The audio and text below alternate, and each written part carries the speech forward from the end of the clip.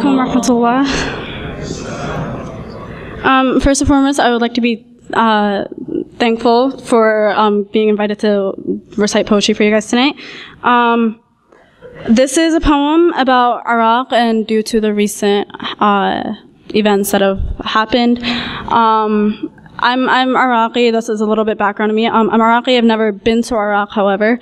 So I figured I'd write about what I've seen on the news and the heritage that my family instilled within me. And so this poem came about.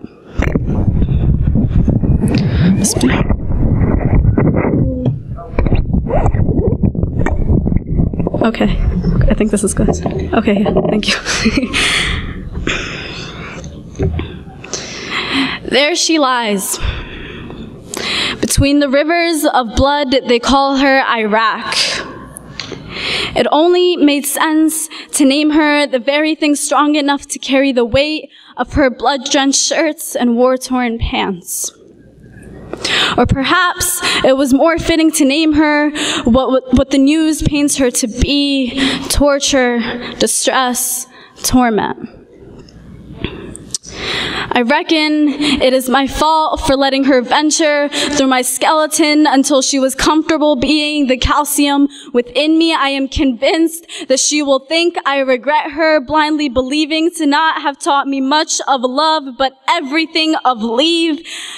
I come from a woman who has seen war, who has walked through blood-covered streets, who has lost her brothers to the very battlefields within her. I come from a woman who knows what battle feels, who loves like last days. My heart is weak for a nation who knows what a teardrop tastes like, but is strong enough to know that this will end with a saltwater sea.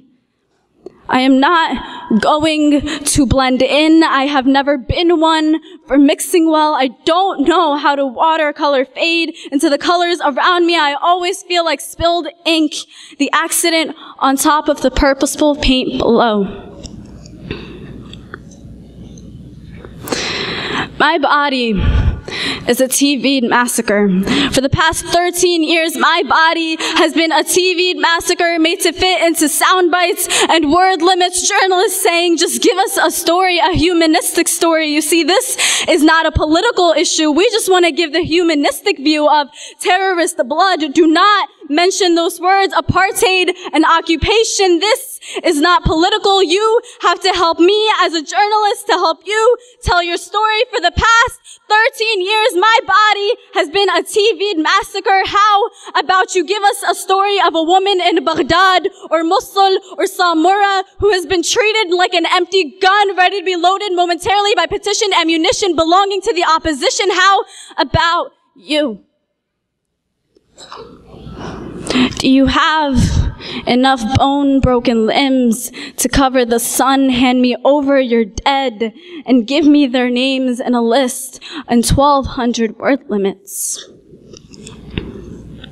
Utopia, cherish forever hope for you, served injustice by powers that led and spoke for your bitter truths, whisper into ears burning acidity, silly me for holding belief of a day they lived with relief. Those characterized for kindness and hospitality grew to lose morality amidst tragedies and lethality. When pebbles are met with pistols and medals are met with missiles and drones act as signals.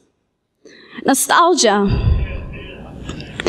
Tired, severed hearts hope for blissful breezes and fresh starts, cherishing winds that never last, carrying fragments from the treasured past. Instead, they're forever scarred, tremors cast from the weather harsh, false promises that never are, held from a deceptive seminar, dead at hearts and lost files stashed away in the lever arc. And no one now remembers March. People lost their spring. Hasn't every terror blast December crept back in? You see, when faced with a bomb, it's not the flame that you need initially fear. It's the moment of combustion itself. Creating that much fire uses up so much oxygen that can literally suck your lungs dry. When you reflexively breathe back in, the incoming air will be extremely heated. It will sear inside of your lungs.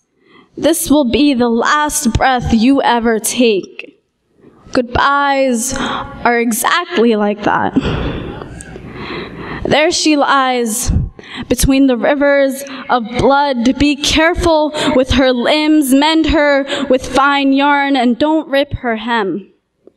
Gather up her stray threads and squeeze her gently when she is wet. Even if she seems like just an old torn shirt, really she is a heart.